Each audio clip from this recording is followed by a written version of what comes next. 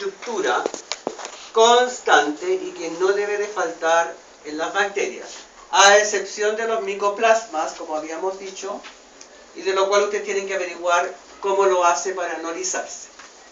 La pared otorga protección física a la bacteria y también la protege del shock osmótico. Recuerde que toda célula, cuando se encuentra en un medio, está sujeta a shock osmótico. Es decir, hay una diferencia en las concentraciones internas con respecto a la externa. Y todo sistema tiende a igualarse, ¿no? Por tanto, tiende a entrar agua al sistema. Como entra agua a la bacteria, la membrana se pega a la pared y la pared ejerce la acción contraria, para así evitar que se lise, ¿no es cierto?, o colapse, como usted dice, y se muera. Por tanto, la protege del shock osmótico, dada la hipertonicidad celular. ¿Qué significa eso? Que muchas veces en el interior del citoplasma, que es una solución acuosa, acuérdense ustedes, entre 70 y 80% de agua, existe una mayor concentración de estructuras que afuera. Por tanto, ¿qué es lo que va a hacer el sistema? Va a introducir agua. Y cuando introduce agua, ¿no es cierto?, la membrana se hincha, pero la pared ejerce la acción contraria. Por tanto, es importante la pared para la bacteria porque si no se lisaría. Además de estas funciones esenciales, algunos de sus elementos también participan en la interacción agente-huésped. Es decir, la pared bacteriana también puede otorgar cierto grado de patogenicidad a la bacteria. Por eso dice agente-huésped. Ya sea facilitando la adherencia a los tejidos del huésped, protegiendo a la bacteria de los mecanismos inespecíficos de defensa o induciendo una respuesta inflamatoria. Hay tres cosas importantes. La pared puede facilitar la adherencia a tejidos, importante. Protege a la bacteria de los mecanismos inespecíficos de defensa, es decir, los mecanismos innatos que tiene el animal para poder defenderse. Y tercero, induce una respuesta inflamatoria. Y esa respuesta inflamatoria es la que la delata, ¿no?, como elemento extraño. ¿Usted sabe lo que es un proceso inflamatorio? Un proceso inflamatorio es una respuesta que tiene el organismo frente a una agresión. Y es uno que pertenece al sistema inmune del animal, ¿no es cierto? Y por lo tanto, la respuesta inflamatoria le va a indicar a usted que el animal está sufriendo un dolor, ¿no es cierto?, en una pata, por ejemplo, está sufriendo un dolor de oído, porque se ha inflamado. Y la inflamación siempre viene como respuesta frente a un agente extraño o un antígeno. Profesor, no entiendo, disculpe. Induciendo una respuesta inflamatoria quiere decir que la bacteria ayuda al organismo. No, porque la bacteria es un antígeno, es un agente sí, extraño. Sí. ¿Ya? Y por lo tanto, alguien la tiene que delatar. Y usted sabe que los macrófagos en nuestro sistema inmunitario andan patrullando. Sí. Entonces, cuando el macrófago la pilla, él emite una señal. Y esas señales van a la sangre. De la sangre van a la médula ósea y se empiezan a producir más glóbulos blancos, que por quimiotaxis van y llegan a esa zona y empiezan a comerse a las bacterias que están ahí, y eso produce pus. Sí. Y eso produce una presión sobre el tejido, lo cual provoca la inflamación. La inflamación. Claro.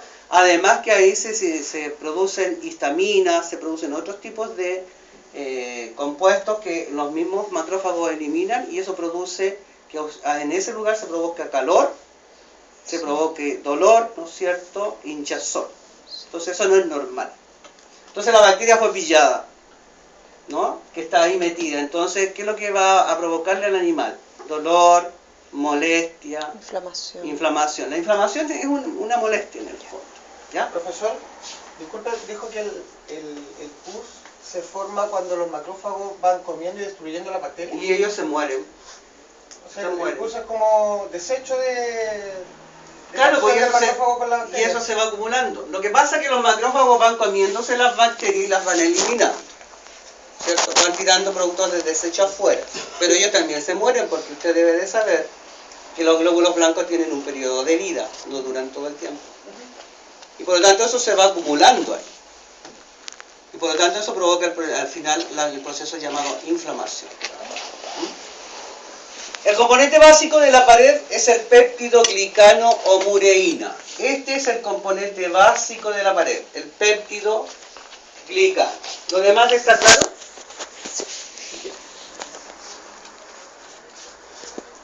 Bien, la importancia de la pared entonces celular se refleja en el hecho de que relativamente pocos procariontes carecen de ella, lo que les había explicado yo, y aquí está el ejemplo que les di. Los micoplasmas, que carecen de la pared celular y que han desarrollado otras estrategias para protegerse del shock osmótico. Lo que yo les pregunto es, ¿qué estrategia han desarrollado los micoplasmas para no tener pared celular y protegerse del shock osmótico? Y eso es lo que tendrían que averiguar ustedes, ¿ya? A ver si lo encuentro.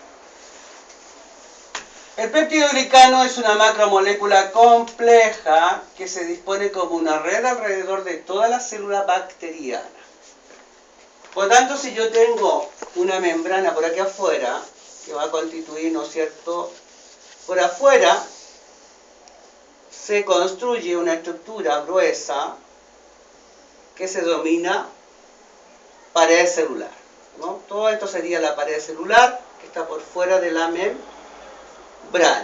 que está constituida por péptido glicano, ¿no? Molécula compleja. Está compuesta por dos cadenas de aminoazúcares. Esta estructura, dos cadenas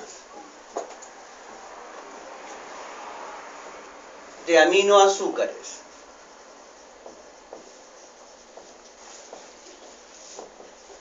Uno se llama, son alternados, N-acetilglucosamina y la otra N-acetilmurámico.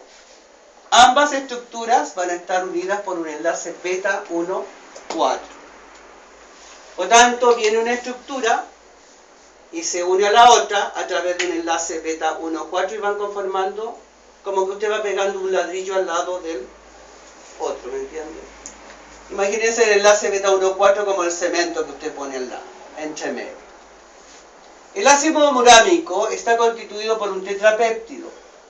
Es decir, el ácido murámico, de su estructura, van a colgar aminoácidos como L y D. ¿Sabe lo que es L y D? L, levóxido y D, debóxido, que es en química orgánica, ¿no es cierto? Cuando usted refleja una molécula en un espejo se ve isómeros ópticos, ¿ya? Hacia la izquierda y hacia la derecha. Exacto. Ya. Entonces, L-alanina, D-ácido glutámico, L-lisina y D-alanina son aminoácidos que se cuelgan del ácido murámico y a eso se lo denomina tetrapéptido, ¿sí?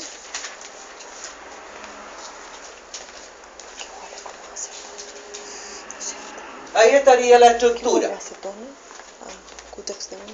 N-acetilglucosamina, esta de acá, y N-acetilmurámico. Y del N-acetilmurámico cuelgan los aminoácidos que serían los que darían origen al tetrapéptido. Y aquí se empieza a conformar la estructura, ¿ves? NAG, NAG. N-acetilglucosamina, N-acetilmurámico. Y de aquí caen el tetrapéptido. ¿Para qué sirve ese tetrapéptido? Para que cuando se vayan formando las estructuras se vaya formando esta empalizada de ahí, ¿ves? Y va conformando una verdadera red de NAG-NAM, NAG-NAM, etcétera, etcétera, y los tetrapéptidos que van uniendo a la estructura para formar esa verdadera pared bacteriana. ¿Sí? ¿Está claro?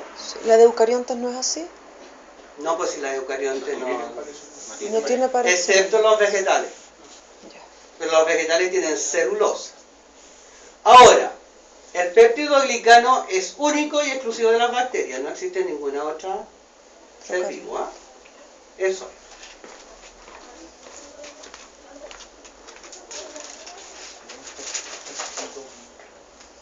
Ya. Finalmente, las cadenas de azúcar se unen entre sí por una unión de los tetrapéptidos, como les mostré anteriormente, de una cadena con la otra. Y esto le da al péptido glicano su estructura de red, determinando su resistencia. ¿ya? La unión entre los tetrapéptidos de cadenas vecinas es inhibida por antibióticos. Por lo tanto, los beta-lactámicos como la penicilina va a interferir en la unión de los tetrapéptidos. Los va a romper. Y si se rompe, la pared se empieza a separar. Al digregarse la pared, ¿qué es lo que va a suceder? Como hay diferencia osmótica entre el interior y el exterior, va a entrar agua a la bacteria. Y al final la bacteria se va a lisar, ¿no? Por lo tanto, se lisa, se muere. Por lo tanto, la penicilina es un antibiótico que mata a las bacterias por lisis bacteriana. Existen diferencias en la composición y estructura de la pared entre las bacterias gram negativas y gram positivas. Y aquí tienen que estar bien atentos porque esto es fundamental para cuando ustedes hagan el laboratorio de la tinción de gram. La tinción de gram, no sé si la nombramos la semana pasada, pero es una característica diferencial que va a agrupar a las bacterias en dos grandes grupos. Las llamadas gram positivas y las llamadas gram negativas. Fíjense bien en esta estructura. Aquí tengo una bacteria, esta de aquí, esta, que se denomina gram positiva. Pero ya vamos a explicar el porqué. Ahora fíjese usted en la estructura. Membrana celular, ¿sí? Membrana celular. Ambas tienen igual. Sin embargo, aquí ya hay diferencia. Este es el péptido glicano de una gram positiva. Si hablamos de porcentaje, pongámosle a la gram positiva 90% de péptido glicano. O sea, la mayor parte de la membrana hacia afuera es péptido glicano. Asociados a esta estructura tengo una estructura que se llaman ácido lipoteicoico. Es una estructura orgánica que va a atravesar toda la pared y va a tomar contacto con los fosfolípidos y por eso se llama lipoteicoico. Y hay otros que llegan hasta la mitad, pero que no toman contacto con la pared ni con proteínas y se llaman ácido teicoico. Nosotros dijimos anteriormente que la pared podía unirse a estructuras celulares, ¿no? ¿Por qué? Porque estos ácidos teicoicos le dan una carga negativa a la pared. Y muchas estructuras celulares tienen carga positiva. Por lo tanto, entonces la bacteria a través del péptido glicano se puede unir por diferencias de carga a un tejido. Y al unirse lo va a colonizar. Va a sentarse ahí y como se va a empezar a dividir posición binaria, va a empezar a invadir el tejido.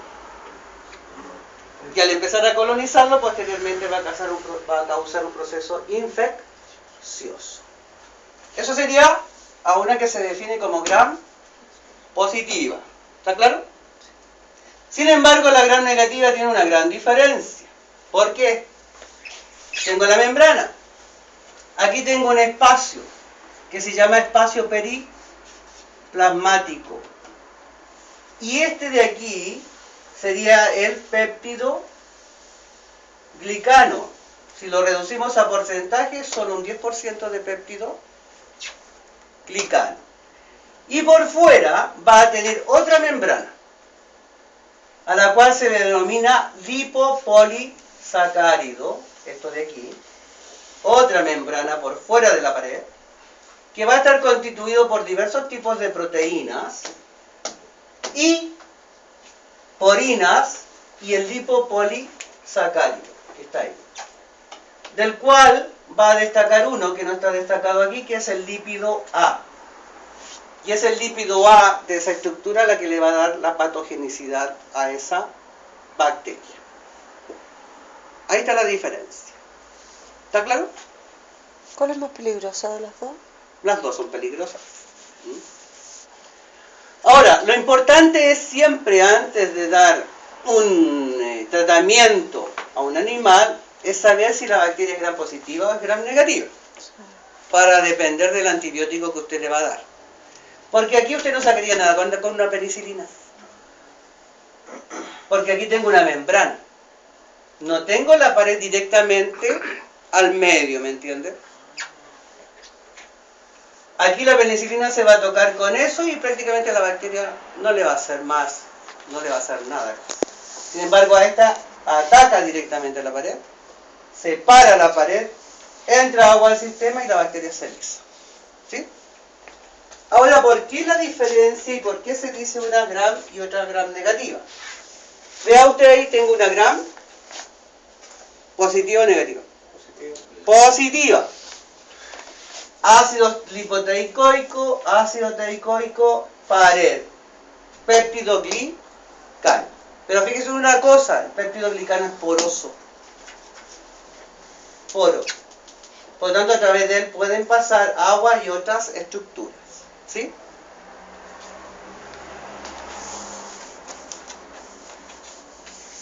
Profesor, Gram nega. disculpe, en la diapositiva anterior, ¿es por el esquema nomás o también tienen un espacio entre la... No, este espacio es mínimo aquí.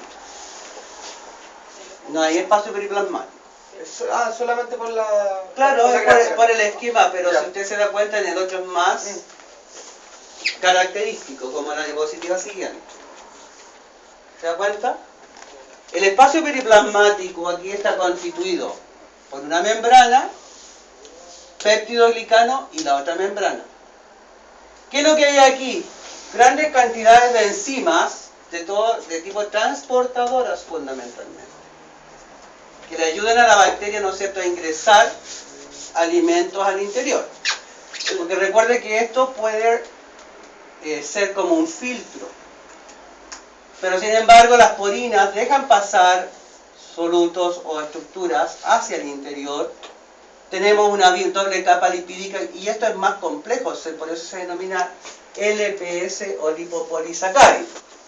Y aquí estaría el lípido A que yo le señalo yo, que es el factor de virulencia y que causa problemas de patogenicidad en este tipo de bacterias. Lípido A. Esta. Este es el péptido glicano. Por eso que le dije yo que en comparación esto sería un 10% a la anterior. Porque la bacteria gram positiva solamente tiene péptido glicano de aquí para afuera. Sin embargo, esta tiene péptido glicano y una membrana externa. ¿Está claro? Profe, Bueno, ¿esa membrana externa es menos densa que la membrana interna? más densa, porque tiene más estructuras, pues no lo ve. No, es que como lo digo con el esquema, es como que... Esta fuera- es la membrana interna, Sí, pues. pero esta es la externa. Esta no tiene porinas. Esta sí tiene porinas. Ya. Esta tiene lípido A, esta no tiene lípido A. No, es que la otra como que tiene más fosfolípidos, entonces... Como No que son iguales. se ve en el esquema como que... No fuera más son densa. iguales en estructura. Son diferentes. Ya. ¿Ya? Pero ambas son lipoproteicas. ¿Ya? Profe, en la bacteria gram positiva, ¿qué determina la patogenicidad si acá lo hace el lípido A? Los ácidos En la gram teicoicos y las diferencias de carga. ¿Cómo? Los ácidos teicoicos y las diferencias de carga que ellos le otorgan, que le permiten pegarse a los tejidos. A la vez, las gram positivas secretan exoenzimas o exotoxinas hacia el medio, lo que le da también la propiedad de ser tóxicas. Aquí lo que le da la propiedad de ser tóxica es la liberación del lípido A, ¿ya?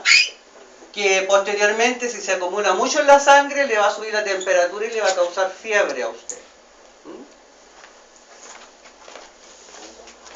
Y acá el antibiótico ataca también a la membrana plasma. Pueden atacar, lo necesario es que ataque a esta membrana Por eso. o a estructuras internas, como el cloranfenicol, por ejemplo. Sí, Claro. Por eso que hay que usar antibióticos de diferentes tipos. para cada bacteria. Claro. Pero como la gente ahora usa de amplio espectro, no se hace son problema, resistentes. pero nos crea problemas posteriores de salud pública. Ahí está lo mismo, para que usted compare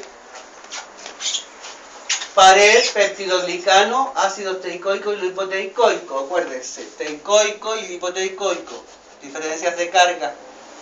péptidoglicano. Y aquí está membrana interna, membrana interna. Péptidoglicano, en comparación con ese, muy poco. Membrana externa, aquí no hay. ¿Sí? Ya. Profesor, ¿y la tinción? Eso es lo que voy a ver ahora. Ah, Entonces, ¿en qué se basa la tinción de Gram ahora? La tinción de Gram fue establecida por Kirsten Graham, por allá por el año 1884 más o menos, un patólogo danés, que se le ocurrió, ¿no es cierto?, mezclar diferentes colorantes con los tejidos que le estaba mirando, y posteriormente al mirarlos al microscopio, se dio cuenta que había estructuras que se teñían de rosado y otras de violeta. Entonces él dijo, a las que se tiñen de violeta les voy a denominar Gram positivas, y a las que se tiñen de rosado Gram negativas. ¿En qué se basa el proceso de la tinción de Gram? Por lo tanto, la tinción de Gram es una tinción de tipo diferencial. Anote ahí, por favor. La tinción de Gram es una tinción de tipo diferencial. ¿Por qué? Porque diferencia a las bacterias en dos grandes grupos, las Gram positivas y las Gram negativas. Por lo tanto, es un criterio taxonómico. No tiene nada que ver los basófilos y los acidófilos acá. No. Este cultivo está puro. Este. No, porque hay dos, por tanto es mixto. Este cultivo está contaminado.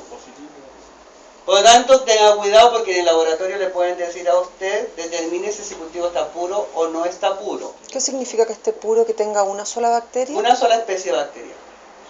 Para que sea puro, o aquí deberían haber habido puras bacterias Gram positivas o solamente bacterias Gram negativas. Pero no ambas juntas. Si están juntas, están contaminadas. ¿Y eso existe, está hecho? O sea, ¿es artificial o...? No, eso está hecho en forma natural. Si usted aísla bacterias en la naturaleza, Sí. las bacterias van a estar mezcladas. ¿Me entiende? Entonces, ¿cuál es la tarea suya en el laboratorio? Tomar ese cultivo y a través de técnicas que ustedes van a aprender en el laboratorio que se llaman técnicas de siembra por agotamiento en estría, usted tendría que separar a estas dos bacterias la una de la otra. ¿Sí? Ya. Una vez que se asegura que están separadas, usted le hace la tinción nuevamente. Entonces, esta colonia la tomé de aquí y usted la siembra en un tubo y dice está pura. Entonces, para corroborar que está pura, usted le hace la tinción de Gram. Y le salen puras bacterias Gram positivas, de esa forma, está pura. A la otra, la siembra en otro tubo, le hace, está separada, entonces están puras. ¿Por qué? Porque para los procesos posteriores de identificación bacteriana, todos los cultivos tienen que estar puros. No pueden estar mezclados, porque si están mezclados, tú no sabes si la reacción que tú estás obteniendo la dio la Gram positiva O la o la Gram Gram negativa. negativa. ¿Sí? Entonces ese sería un cultivo mixto. Este, Puro. puro. Y esas son formas cocáceas. Y están en cadenas. ¿Se acuerdan cómo se llamaban? Streptococcus. Este, Puro. puro. Forma basilar. Este, Mixto. forma predominante De coco. cocácea. Tiene forma de racimo, por lo tanto se llama, Mórula, no. no, estáfilo. Estafilococos. Estafilococo. Todos los que tienen forma de racimo. Ahora, antes de dar una respuesta, por favor, recorra la preparación. De izquierda a derecha, adelante y hacia atrás. No sea impulsivo usted. ¿Estoy callado? Oh, se enojó. Ahora yo le estoy diciendo que no sea impulsivo por su bien y se enoja. No, pues. Este de aquí, ¿qué es lo que es? Puro mixto. Puro. Puro también. ¿Qué forma tiene? Como de bastón. No, no, espiral no tiene. Está como mezclado. Es la típica forma que siguen los actinomicetos, que son bacterias aisladas del suelo. Uno ya las conoce ya, pero ustedes vayan. El ojo es importante aquí. Y esa es Pura. Gram positiva o negativa. Rosada, Gram negativa. Gram negativa.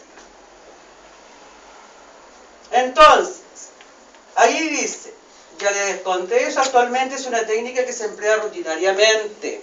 Siempre se va a usar en los laboratorios de microbiología, porque lo primero que tengo que hacer yo es identificar si es gram positiva o es gram negativa. Y en la misma tinción voy a decir, es bacilo, es espiral, es estafilococo, es estreptococo, etcétera, porque es lo que estoy viendo. ¿Ya? Y ahí estoy clasificando. Por lo tanto, te dice cepa 1, gram positiva, dice usted. Ya tiene una característica. La cepa 2, usted dice, es gram negativa. Ya sabe por qué. Esta tiene forma basilar. Esta también es basilar. ¿Me entiende? Y así ya tiene dos conceptos de clasificación. ¿Ya? Es importante en el área clínica y en el diagnóstico preliminar. ¿Por qué? Por el uso del antibiótico que usted le va a usar y el tratamiento que usted va a realizar con el paciente, en este caso, ¿no es cierto? Para determinar. ¿Ya? Profesor, ¿esto funciona igual para la medicina humana, animal? Había una diapositiva Para toda la que medicina. son streptococcus, E incluso por para la la forma, microbiología ¿ya pasamos ambiental. eso? Todo. Si yo estoy trabajando con bacterias, es para todas las áreas. Es transversal. Es transversal. Por lo tanto, la tinción de Gram es una tinción que se aplica aquí y en la que, o sea, en la aquí, como se dice, en la China y en todas partes del mundo. Es lo primero que uno hace. Gram.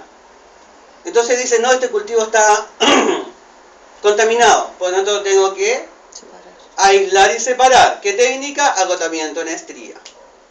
Que ya lo van a aprender ustedes en el laboratorio, vayan tranquilos, por parte.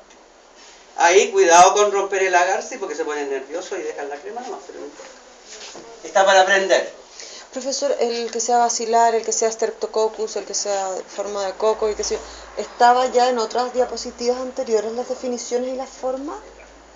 Sí, pero no importa porque después al final de esta clase vienen esas ya. estructuras. ¿Está claro eso entonces? Sí. ¿Sí? Ya.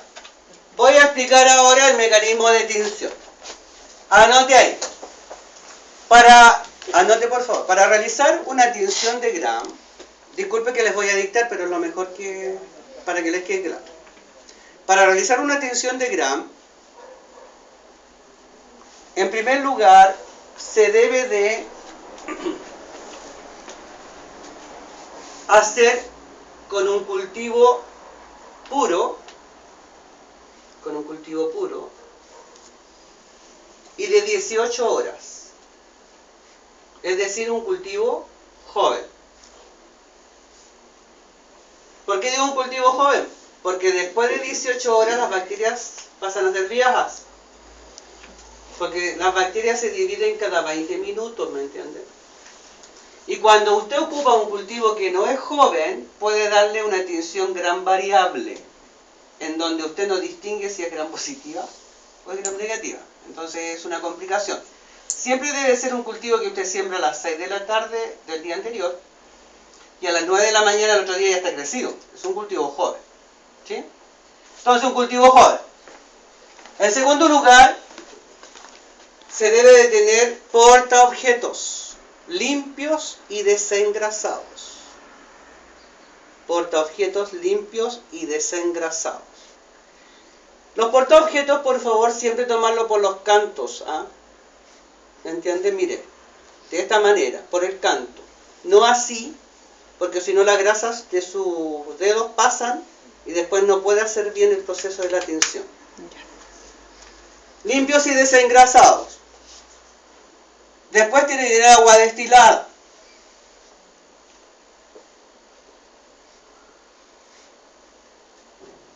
Y en cuarto lugar, batería de colorantes, ponga ahí. Batería de colorantes.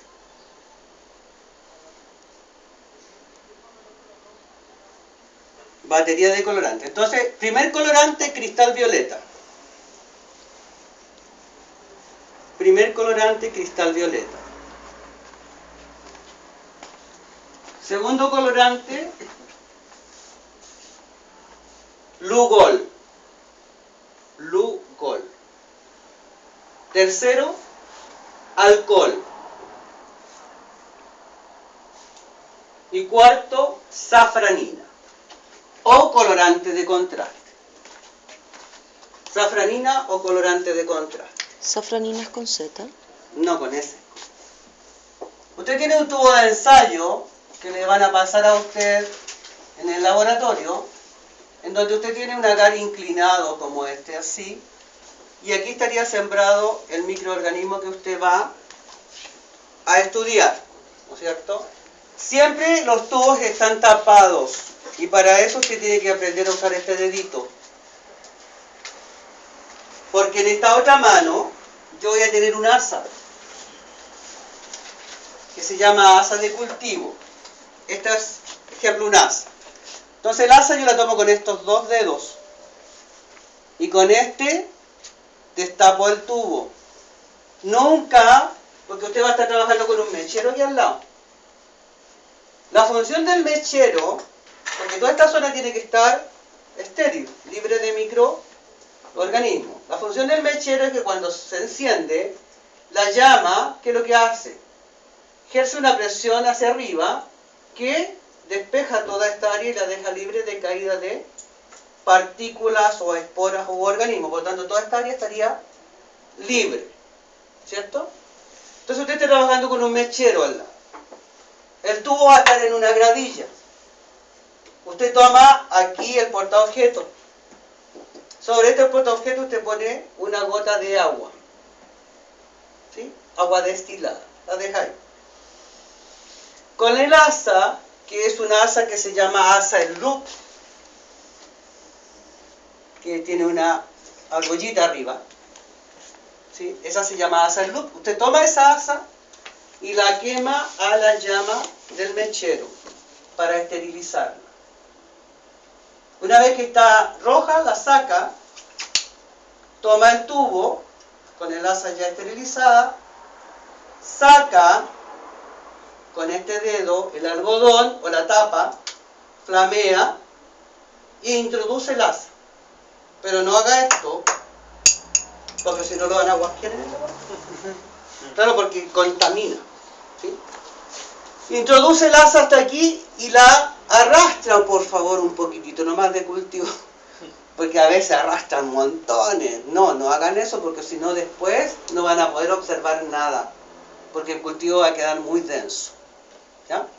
Entonces como que tocan nomás el cultivo con el asa y lo importante es que aquí quede un poco de cultivo. ¿Sí? Entonces ese poco de cultivo que está ahí, ustedes lo ponen en contacto con la gota que usted sembró ahí, que puso ahí. Entonces pone ahí y las bacterias se van a empezar a soltar en el agua destilada. Entonces con la misma asa usted empieza a homogeneizar. Y hace eso. Saca el asa y la vuelve a quemar al mechero, porque la tiene que esterilizar porque ya está contaminada con bacterias. ¿Sí? Ahora, una vez que tiene eso, usted toma esto con una pinza ahora, por favor, no con los dedos. Con una pinza y lo empieza a flamear. ¿Sí? Flamear. Flamear significa pasar el objeto, por favor, por la llama y no dejarlo porque si no se le va a quebrar. Flamear. Pasa, lo saca. Lo deja un poco hasta que el agua se vaya evaporando. Se evapora todo el agua y usted va a ver una mancha blanca ahí, pegada al vidrio. Por lo tanto, las bacterias que han hecho se han pegado al vidrio. ¿Eso mata a las bacterias? Por supuesto, las mata. Entonces usted tiene una mancha blanca y a eso se le denomina frotis. ¿Sí? ¿Está listo el frotis? ¿Está claro cómo se tiene que hacer? Sí. Ahora, si se pone nervioso al hacerlo y mete las patas al principio, no se preocupe. Todos cometemos errores. Pero este algodón, por favor, después tiene que volver al tubo. Si usted lo contamina, contamina todo el cultivo. Por eso que tiene que mantenerlo aquí, mientras trabaja. A veces es un poco incómodo para las personas que no están acostumbradas, pero después se acostumbran. ¿Alguna consulta? Ya, tengo el frotis entonces, está todo claro. Ahora, al frotis le agrego el primer colorante. Al frotis entonces le agrego el primer colorante, el cristal violeta. 1 minuto. Le agrego el primer colorante, cristal violeta, 1 minuto. Le tomo el tiempo con el reloj que usted va a tener ahí al lado. Una vez que ha ocurrido eso, ¿usted qué hace? Lava la preparación, saca el exceso de cristal violeta, la sacude un poco, la deja ahí y le agrega el segundo colorante, Lugol. ¿Se lava con agua destilada? ¿Se le echa encima nomás? Claro, se le echa encima, no, y lo lava. Agua destilada. Después le saca el exceso de agua destilada y le agrega Lugol. 1 minuto.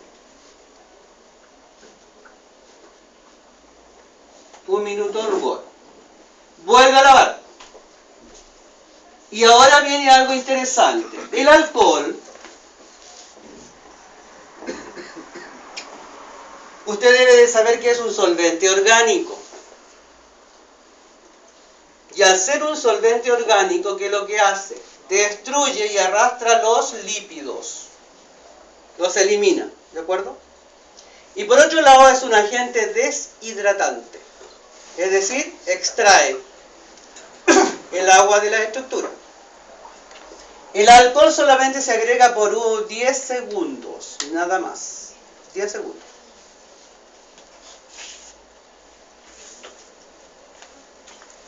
Una vez que ha ocurrido eso, ¿usted qué hace? Lava nuevamente y al final agrega el colorante de contraste llamado safranina.